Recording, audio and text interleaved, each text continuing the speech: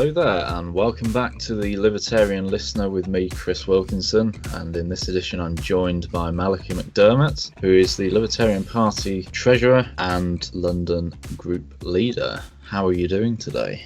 I'm not too bad, enjoying the sun, thank you. Glorious weather up here in the Midlands as well. The first topic is on Dominic Cummings, the de facto Prime Minister. Officially, he's Boris Johnson's chief advisor. He's come under fire for potentially breaching his own lockdown rules, and people are calling for his resignation. He isn't the first state official to do this, however, because the Scottish chief medical officer has beaten him to it. Boris has backed Dominic Cummings despite the mounting evidence against him. What are your thoughts on Dominic Cummings? So my view on this is that it's sort of a world within a world sideshow. What they've done is they've created the new normal, as they call it, in which there are new rules. And then you have someone who breaks those rules, which will inevitably happen. And what now is happening is a new common law response is happening to that. So it's a scandal to promote the new normal. And suddenly what you'll find now is everyone is either for or against what he did, but it's within the box of those new lines in the sand. That's where I'm kind of coming from, trying to step outside and remember that what we had in January was normal, and that's what we should be aiming to get back to.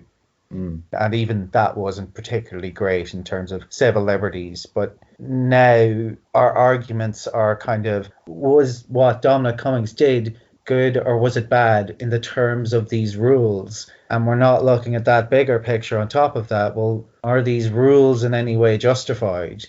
I was going to ask you that exact question. Are the rules simply wrong? Do you believe that the lockdown was the right way to go about combating the virus? I think there's a lot of evidence you can look at either way. What seems to not be happening in large urbanized economies that are very open to trade, very open to people coming in and out, whether that's immigration or just through business or holidays, is that they're being affected the most regardless. Whereas you have something like New Zealand, which is an island, I think, the same size as Japan, with 4 million people in it, and who can shut down the borders almost immediately. Kind of like, I don't know if you remember that game Pandemic, and there was Madagascar would always just shut down the ports immediately.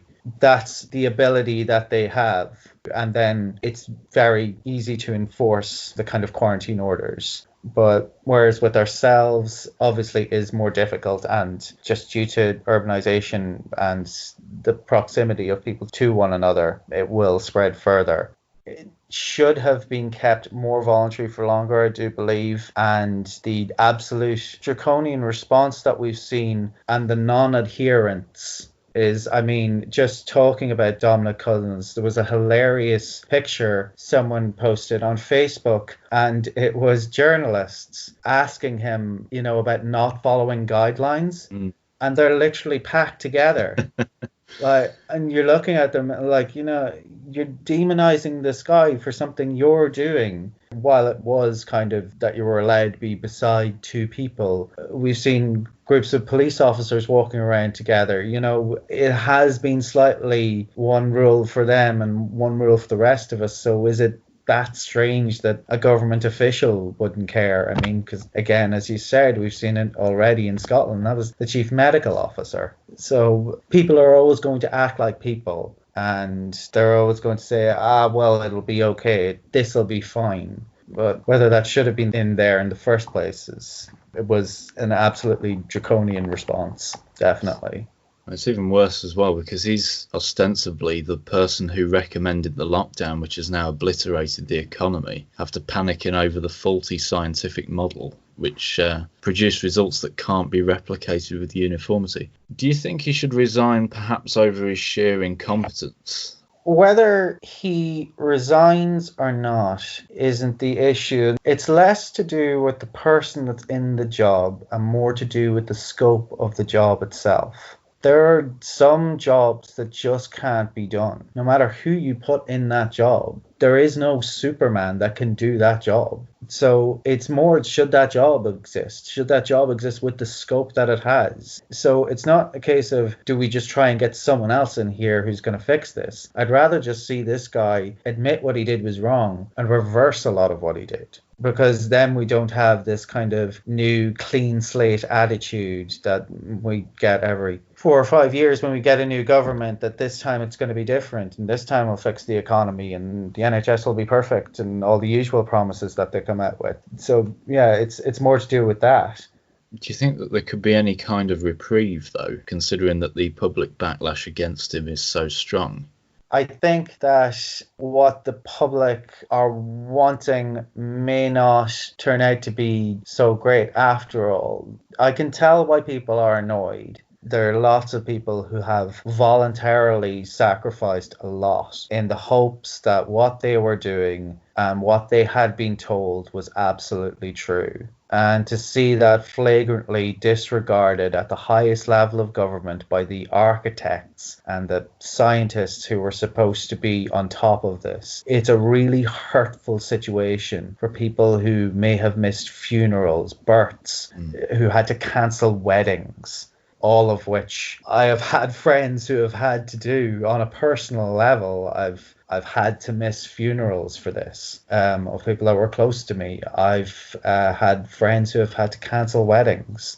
I can see that, and people won't be forgiving, but it's more so what they can actually do. They can keep calling for his resignation, but all Boris has to do is say no. And I think that's what people don't realize, the situation that they're in now. We're in lockdown. We're in emergency measures.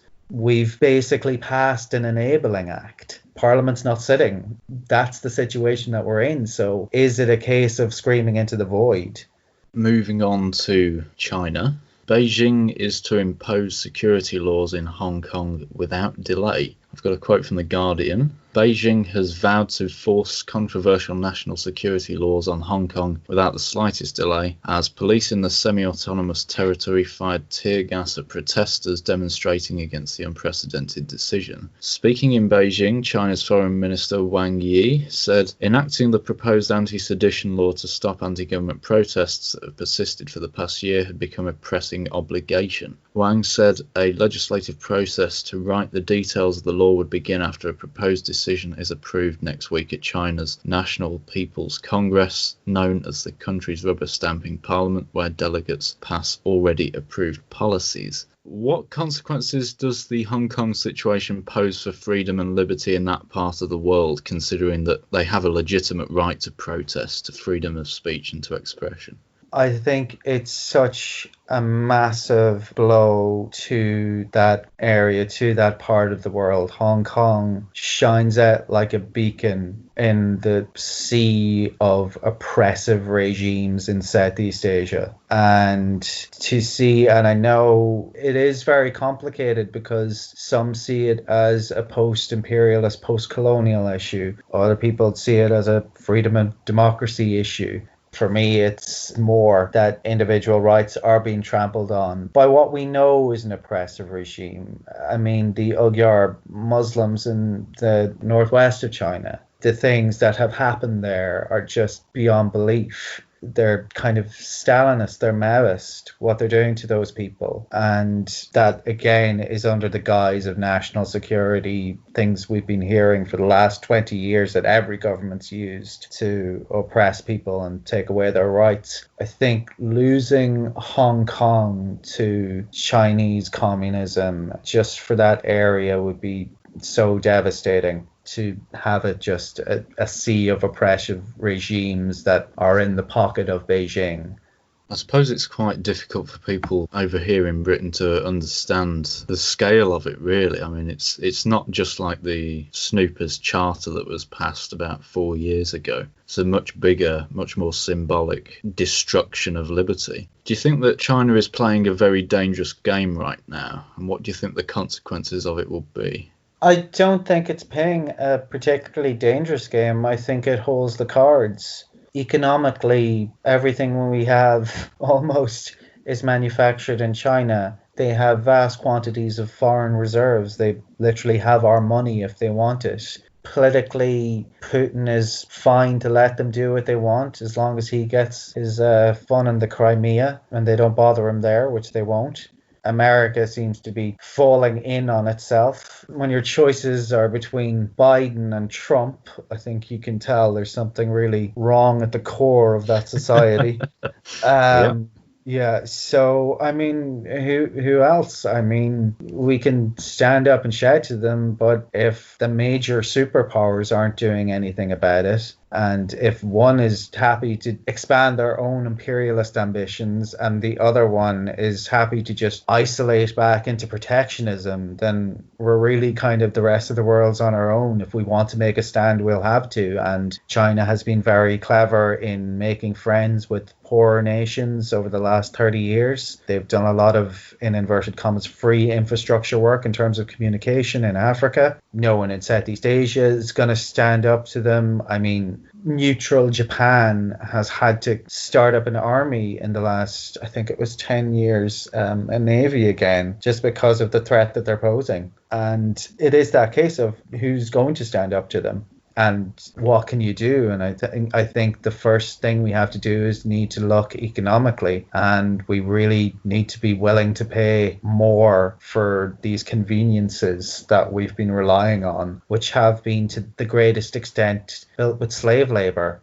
Naomi Klein's absolutely seminal work, I know it's a bit leftist, but No Logo, was just an eye-opener for me. I'd still encourage anyone to read it just to see how China got to where they are today, you know, paying people $3 a week or whatever it was, the horrendous conditions. I mean, there's that famous picture of the factory where they assemble the iPads, and it has the netting at the bottom because so many people were trying to commit suicide. That's the price you're paying. So I know people say that, you know, capitalism is this thing, an unyielding kind of market force of supply and demand, and that's what it is. And that's why you can't just rely on capitalism. You have to have some kind of ethics, some kind of morality that you apply to your life as well. Otherwise, you're just another nihilistic consumer, you know, and you might as well live in that society if that's what you want to be then. But I think that's a huge part of libertarianism, trying to add the responsibility of individualism with the market forces of capitalism.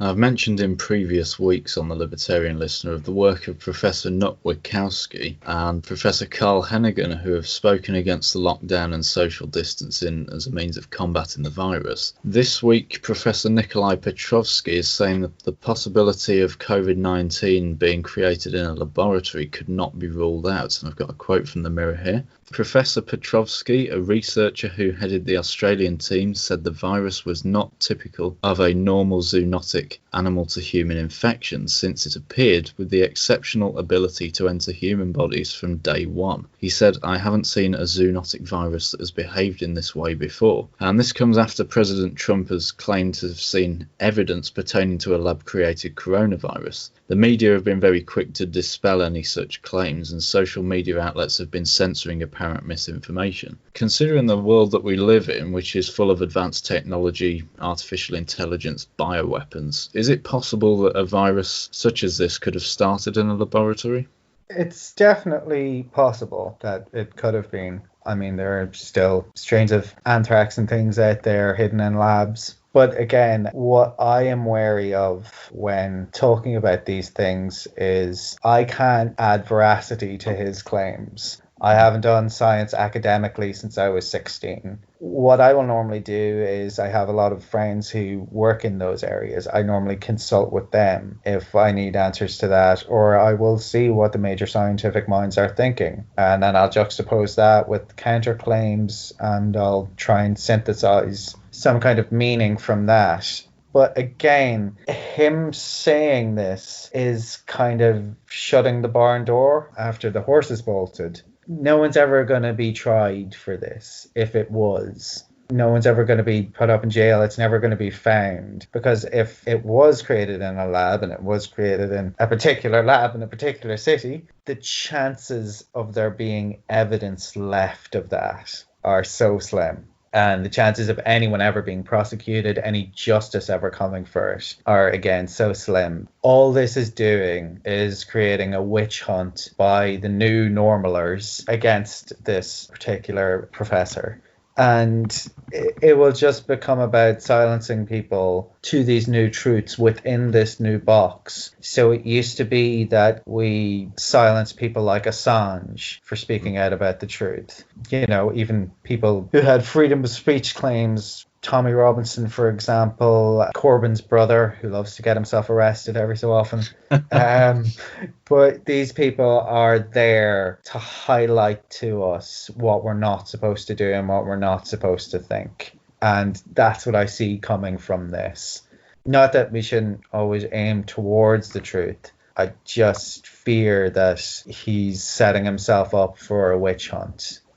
Moving on to the final topic, which is on the UK economy. Because of the lockdown, many private sector businesses are going to the wall or being placed under extreme financial pressure. Most small businesses who have received taxpayer-funded loans are now not able to pay them back for fear of going bust, and they're expressing doubt that the government will take them to court should they fail to repay. Jaguar Land Rover are in talks for a state handout of over £1 billion right now. Resulting from all the business bailouts, state subsidies, wasteful government spending, loss of tax revenues and general economic decline, the ONS borrowing statistics showed that Britain borrowed £62.1 billion in April alone. That's more than the total deficit for the whole of 2019. The current borrowing estimate for the year is now £337 billion. I've got a quote from Reuters here. Under a worst-case scenario where the economy does not recover, borrowing could surge to £517 billion compared with a forecast of just £55 billion as recently as March. Officials warned ministers that Britain could face a debt crisis if measures were not taken to stabilise borrowing, which would require £25 to £30 billion of tax rises or spending cuts under the main scenario and £90 billion in the worst case.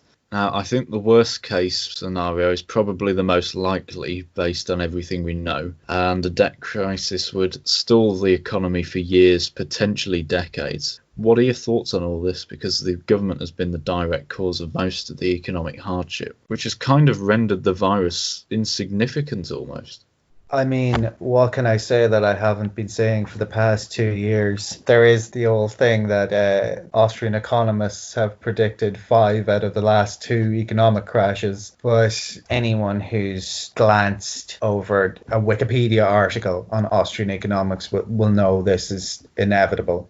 If you're trying to run a free market economy, then that's it. You've already failed because you don't run free market economies by definition. But yeah, I mean, there's very little for me to say other than we've moved into a command economy. We are no longer in a free market. We have government money being pumped in. We have demand totally skewed. We are in this bizarro world situation. And of course, the state, the central bank have allowed this to happen. It's strange because it's neo-Keynesian on one aspect and it's monetarist on the other. Now, monetarism for me, and I might get a lot of hate from other economists on the libertarian scale, I just think it's socialism for the 1%. That's how I view it. But then you get these neo-Keynesian ideals. The economy is this circular thing that goes round and around, and you've got the government and producers and consumers, and you need to keep that velocity going and that kind of slushing around the pipes, I think Keynes called it. And that's equally as foolish. You can't just keep smashing windows. You know, I mean,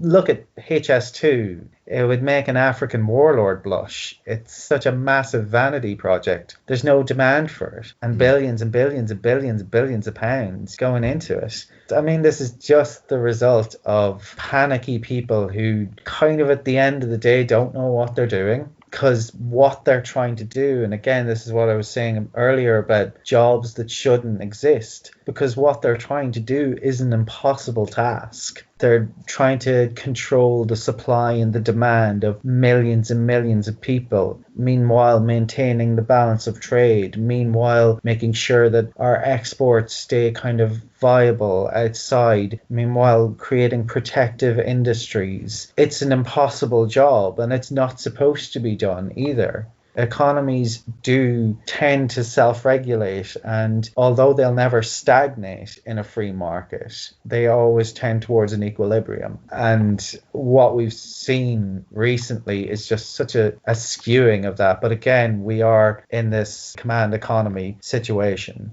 It's like Marxism without any of the Marxism. It's just, it's like kind of, it's not for the proletariat. It's not getting rid of anyone. It is socialism for the 1%, but at the same time, even they're losing out as well. So it doesn't seem to benefit anybody. Might help if the government actually employed some economists. Yeah, that would be a real help, definitely. How are the currency and stock markets still afloat when we're receiving the worst set of economic statistics in the whole of human history? It's because what they're pumped up by, it's all these bonds that they've pushed out and sold. The confidence that's in the economy, it's very peculiar. And there may be just that, I'd like to say, naive arrogance with especially bankers that know now that they're never going to be hit. They're never going to lose out. They're too big to fail. So if you know everything that you invest in is basically government backed, they're not going to burn bondholders, because historically that's not what they've done. Even when banks go down, people get paid out. So it is to do with that. It's that idea. And of course, they have complete faith in this system that they've created, literally just printing money and selling bonds and all that kind of fun. Anyone who's seen The Big Short will know what I'm talking about. Well, one place where protests are occurring is in Spain, and naturally the EU-sponsored BBC has deemed them far-right protesters for standing up for their freedoms and liberties. Where is the public anger and backlash here? What do you think the trigger will be if it hasn't set in yet? Unfortunately, what you have here is a 2.5 million people strong lobby that we call the NHS. And you cannot go down a street in England without someone who's part of that lobby. And because of the work that they do, which is great, they are nurses and doctors and carers who do put themselves on the front lines, as it were, who are helping people and healing people. It's very hard to argue against that. So this debate, especially in the UK, has become the NHS versus the far right or the unbelievers or whoever.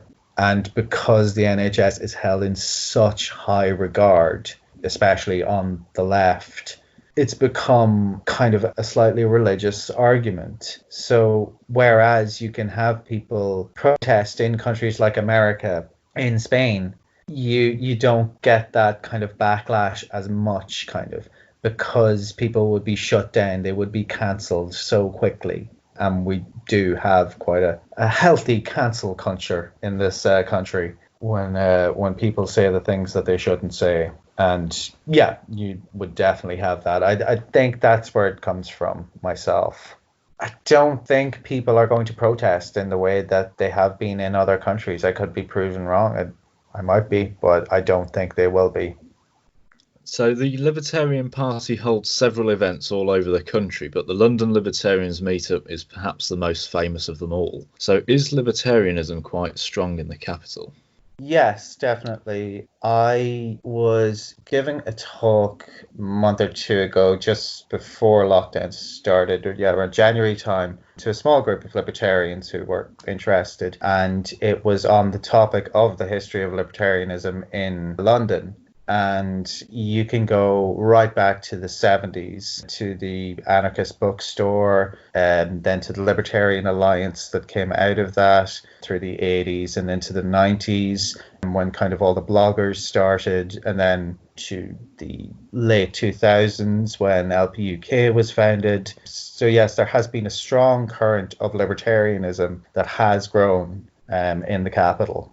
And what prospects are there for development in London and the wider region over the coming years, do you think?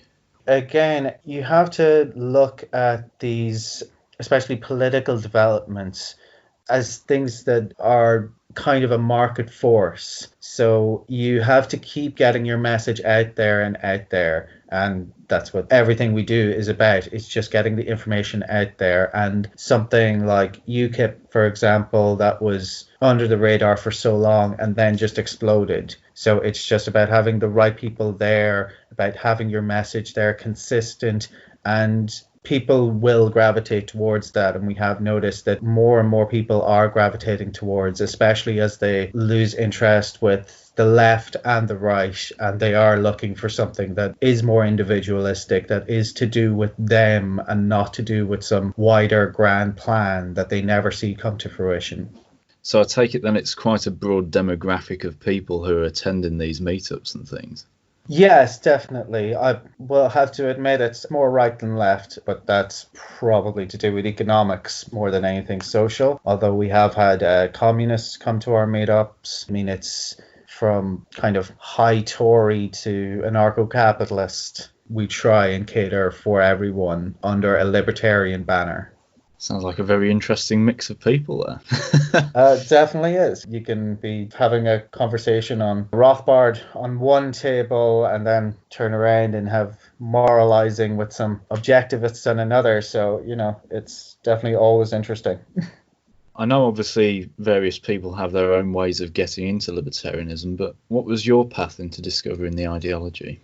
I think it's pretty standard to say that I, like most people, started off as a socialist or left-leaning. I was a card-carrying member of the Socialist Workers' Party, to my shame. Then I went to college, as I say, and I studied economics, which quickly put a stop to that. I was also involved in the party. I saw the mechanism. I saw how they worked, which was not nice to say the least. But then moving out from that, I think I was wayward for quite a while, both philosophically and politically. I knew, as most people do, there was something wrong. Putting my finger on that was kind of a challenge. So eventually what I started doing is I wrote a blog, a political blog, and I did that for about a year. At the same time, I was writing a novel. And both of those things kind of helped me put a philosophy and a political attitude together. Once I had that, I kind of wrote down my idea of what my perfect, in inverted commas, government would be, or my perfect state. Once I kind of then threw that into Google, I came up with libertarian. So I kind of came to it myself. And then once I was involved in libertarianism, it just went from there. I think I was on a forum and I saw someone commenting on something, and I realized that their little picture had LPUK on it, and I was like, oh, there's UK Libertarian Party, this is amazing. So I messaged them and I said, like, if there's anything I can do to help, and that person turned out to be Sean Finch, who's now our Southeastern director. So yeah, it was kind of, I got very much here on my own, but then once I'd gotten here, everything else kind of just fell into place. Sounds interesting. Do you find that the party growth has stemmed a lot from word of mouth and research? The tried and trusted phrase of libertarian organization is herding cats. I think people will always come to the party as an individual choice. And so it's about giving them the space to come into that party, to come in and join us without too much pressure, and always maintaining that broad church atmosphere, that you're never going to be rejected, especially on what would be seen as social issues. Now, not major ones that run into legality, but kind of contentious social issues that you could conceivably see one part of the country maybe having a different law than the other around that, as they do in the States with different states' laws. So yeah, just maintaining that broad church, but sticking to a core set of ideals that are libertarian, that we hope people from both sides, say from a classical liberal to an anarcho-capitalist, can rally around and say, yes, this may not be exactly what I believe in, but it's pushing towards, it's that stepping stone I need to get towards where I want to get to. Absolutely. Do you have a favourite libertarian thinker or philosophy yourself? That one's always difficult for me because there's so many small things that each one has contributed. I suppose coming from a more economics perspective, as that's kind of where I lean constantly, I suppose I'm kind of less on a Rothbardian token. I'm more like the Misses and the Austrian school and all that perspective. But I don't think I could pin down any one person who would be a favorite now. What would you say to anyone looking to get more involved with the Libertarian Party? Go on Facebook, type in your county followed by Libertarian Party.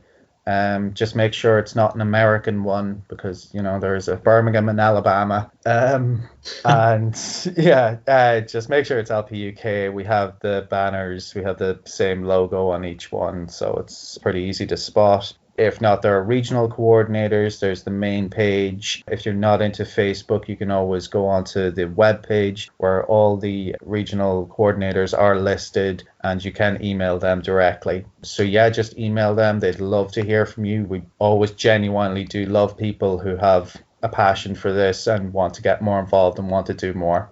We don't want people going on to the American ones because the American Libertarian Party is quite different. Definitely, yes. Talking about a broad church now, we haven't had anyone talk about UBI or anything, which I believe has been brought up in LPUS before. I suppose it's always a difficult balancing act between the idealists and the realists. Yes, definitely. And especially when you have a caucus dedicated to libertarian socialism, that's going to be a very difficult balancing act. Well, that has been an absolutely delightful conversation. Okay. Thank you very much for joining me. Yeah, no problem. Where we are at the moment, definitely hope that we can pull ourselves out of this and there are some silver linings in the future. Hope so. And I'll be joining you next time for another episode of the Libertarian Listener.